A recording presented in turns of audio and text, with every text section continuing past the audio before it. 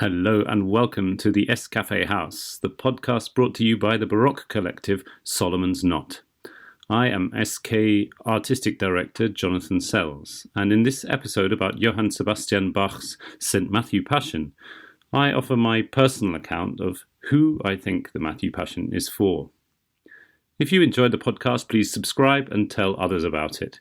To follow or support what Solomon's Knot does, please visit solomonsknot.co.uk. solomonsknot.co.uk.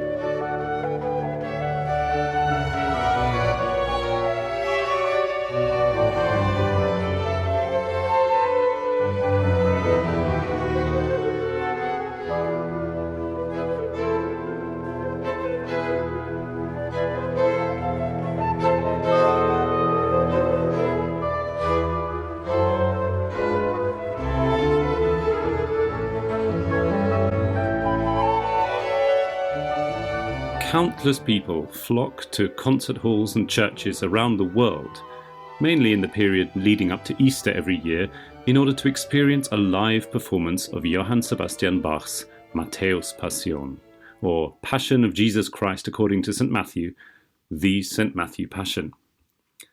I'm fascinated by the reason people do this. People from all walks of life, all ages, all faiths, or none. I'd like to explore what it is about Bach's greatest and longest passion that attracts us, that keeps us coming back for more, year in, year out. My theory is that it's the combination of two powerful elements. Firstly, the felicitous marriage of Christian Friedrich Henrizi's words and Johann Sebastian Bach's music. And secondly, a story which not only retells the tragic and dramatic events of the torture and murder of Jesus Christ, but which also, and most importantly in my opinion, holds a mirror to all of us and our conscience as human beings. The combination of these ingredients plunges us into an oral, visual, communal, and psychological experience, which forces us to look directly at our most unpleasant weaknesses as human beings, face up to them, and endeavour to improve ourselves. To those who are open to it, the Matthew Passion offers a process of catharsis and redemption unmatched by any other artwork I know. And that, for me, is the key, to open ourselves fully to its penetrative power. On the face of it, the ritual of annual concert performances of the Matthew Passion is odd. Easter recurs every year, of course, and so therefore does Good Friday, the anniversary of the first performance of the piece sometime in the late 1720s. The context for Bach's own performances was very different from ours today. He designed the Matthew Passion as liturgical music, straddling the sermon in what must have been an absolutely epic Good Friday Vespers service, surrounded by other pieces of music and liturgy, hymns, motets, prayers, organ voluntaries, and so on. And this means that the music and message of the piece were targeted at a very specific group of people, the believers, doubters, the pious, sinners, all the people who came to the two main churches in Leipzig on Good Friday at that time. The poetry which they heard, the fresh contemporary writing by Henrizi, which is a key element of the Passion's makeup, was written in a modern idiom designed to speak to them directly as early 18th century Saxon citizens. Today, when we experience the Matthew Passion, we are far removed from that world where religion had a much greater importance in daily life, social life, and cultural life. A world where attendance at a 3-hour-plus Sunday service was expected, where all one's efforts and achievements were dedicated to God, and where the thread of life was much more frayed and exposed to the sharp blade of death, and therefore the dependence on a benevolent deity was ever present. Today, we are happy to pay a fee, often much in excess of 30 pieces of silver, to listen to this sacred work in either church or concert hall, generally without much further reference to Christian, not to mention Lutheran religion. Sitting politely and reverentially in silence alongside hundreds or thousands of our fellows, framing the ritual with applause, though this is frowned upon in some places, or at the very least with the procession in and out of the performing forces. In this way, like some other pieces of its kind, it has attained a ritual status of its own, an aura which transcends even its most sacred subject matter. The Matthew Passion itself becomes an object of worship, a holy of holies in the musical canon. It is a freestanding musical cathedral in its own right. We are far from that original context. We are not the intended targets of the Passion. The modernity of Henrizi's poetry can seem foreign to us now, grotesque even, though thankfully he does not go as far into 4K hyper-realism as some of his contemporaries did. And yet we continue to return to the Matthew Passion almost 300 years after it was written. We continue to resurrect it year after year. Why? Why do we keep coming back to it? What generates that magnetic pull which we are unable to resist? One immediately obvious answer, together with the compelling story, is the surface beauty and musical power of the work. Bach's music, working hand in hand with the words of the Bible story, the chorale text, and Henrizi's poetry, works wonders on us in its own right. You don't have to know anything about what an aria like Aus Liebe will mein Heiland sterben is about in order to recognize its otherworldly, painful sublimity. The cracks of the whip and the welts they leave behind become almost physically visible in the hands of Bach's scouring strings, and the miniature jewel of the 2 bars of recognition, Wahrlich, dieser ist Gottes Sohn gewesen, this truly was the Son of God, open and closed like the most dazzling of fleeting flowers, come too late and gone too soon. But there is so much more at work below that surface. Currents which pull us gladly down into blissful depths. To paraphrase a famous ogre, passions are like onions. They have layers. Let's have a quick look at how those layers work, how the Passion is put together. The strands which make up the voluptuous tapestry of the St. Matthew Passion span the 1700 years between the events it describes and the time it was first performed. Those lucky first listeners would have experienced interweaving layers of temporal distance held together by music which, apart from the soprano tunes of the chorales, was all brand new. The bedrock of the textual geology is the Greek and then Latin of Matthew's Gospel, translated into German by Martin Luther in 1545. This text, recited by the evangelist, other solo singers, and the entire chorus when groups of people speak, is mostly delivered in very simple terms. Jesus carries with him a faithful band of strings, though even they desert him at the last. And occasionally Bach gets carried away with the fervour of the crowd scenes for such statements as Sein Blut komme über uns und unsere Kinder, may his blood be upon us and our children. But otherwise the evangelist is accompanied by the driest of chords. The events are told in the third person, albeit with the words of key characters spoken, or in this case sung, by different people, dramatised only in as far as the reported speech is brought to life by a change of voice. We are not expected to believe that the person singing Jesus becomes Christ at that moment, not least because the part assigned to that singer also contains arias and choruses, and the same is the case for the evangelist. Every singer is a chameleon, switching in an instant between Christian believer, character in a story, compassionate or horrified observer, and so on. Bach deliberately avoids turning the retelling into a staged play. The chorales represent a closer seam of language, but still at a distance of 100 to 200 years, a Lutheran tradition passed down over generation, and tied, of course, to melodies, hymn tunes, so familiar to the listening congregation. The voice here is mostly in the first-person plural, we.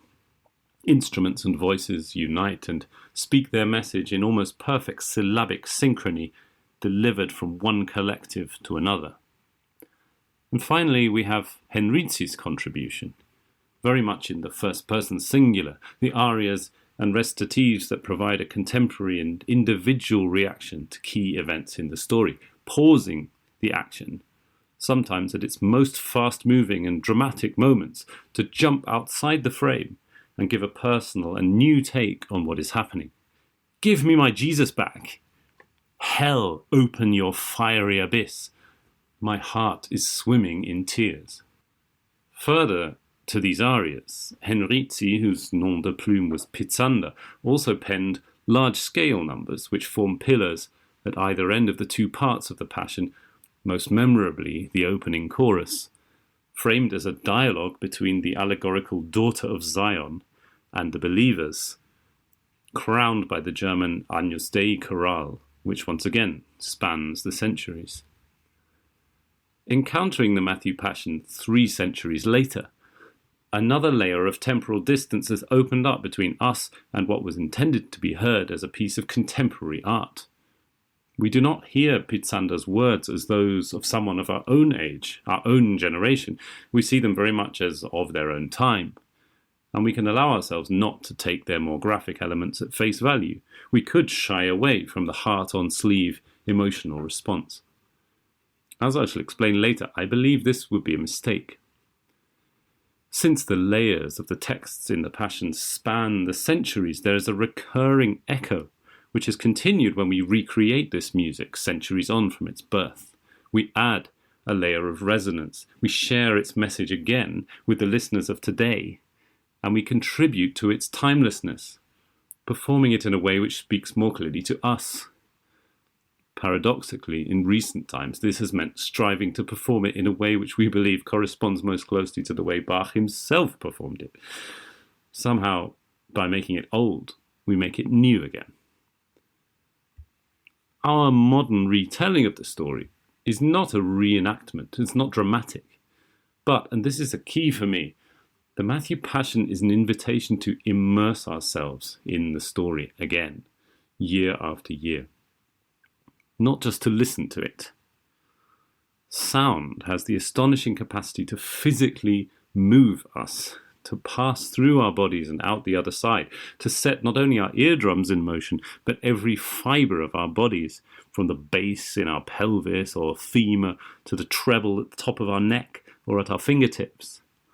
Bach's irresistible music and Henrici's words penetrate us, pierce us, striking a chord in us, resonating and turning us into resonating bodies that vibrate in tune with the events.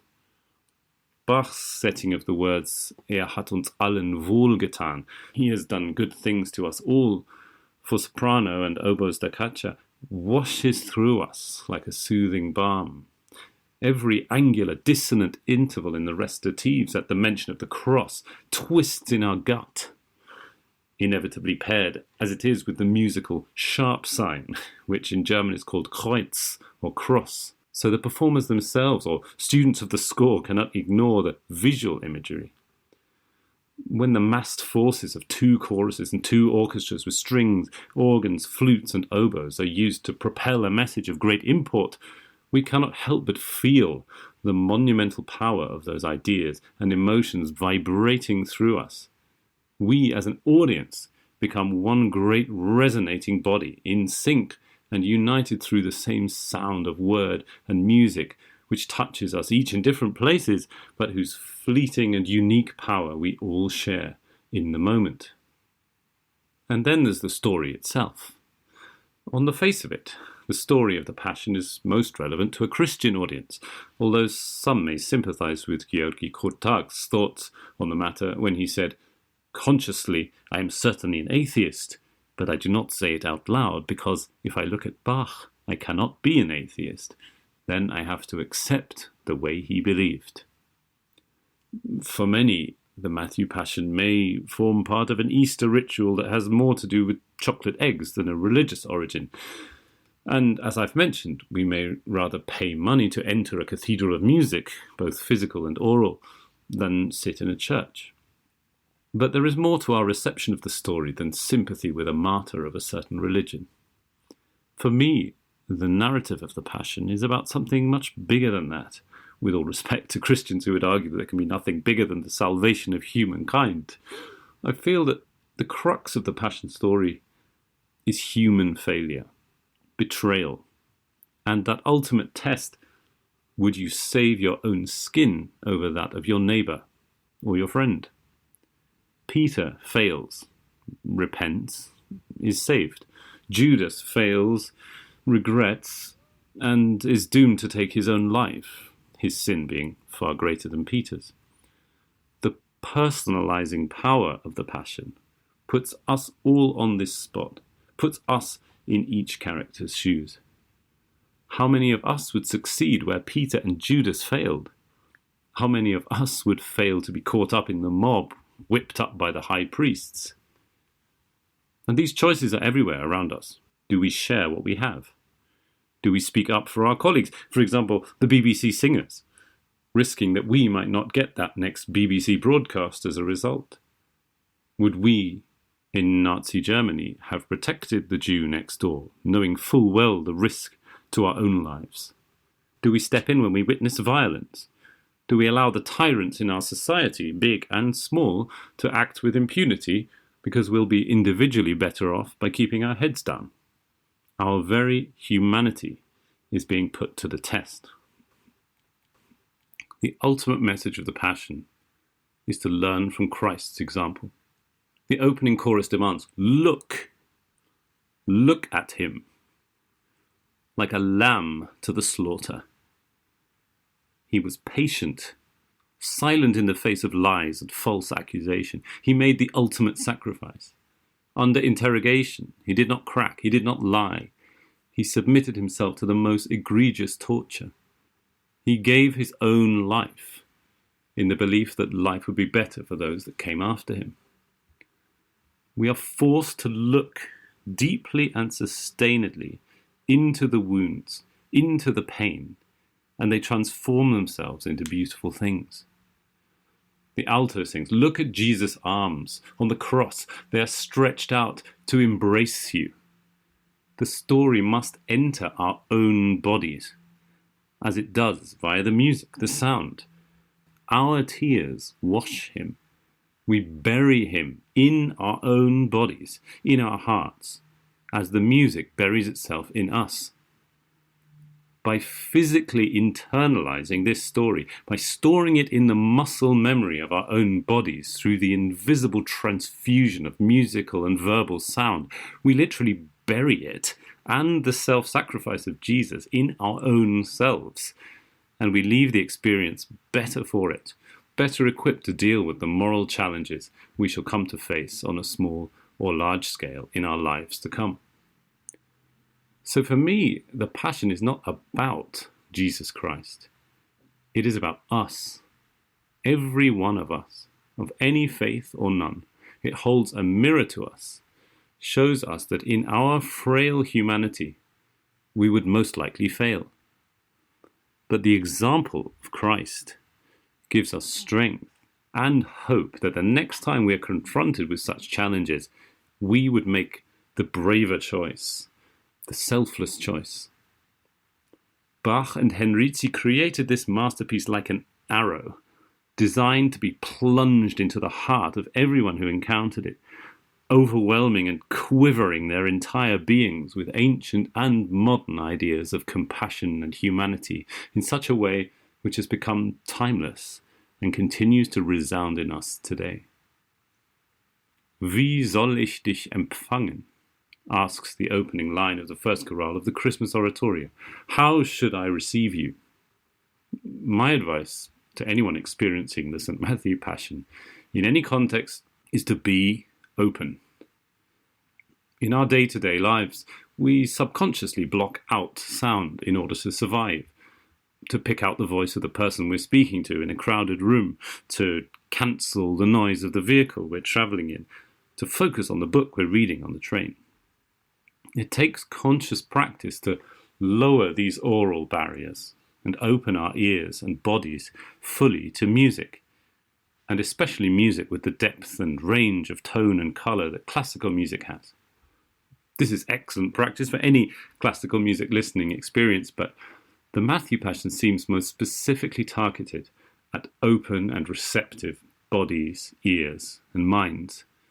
The imperatives of the opening chorus, come, look, are invitations to receive, to participate.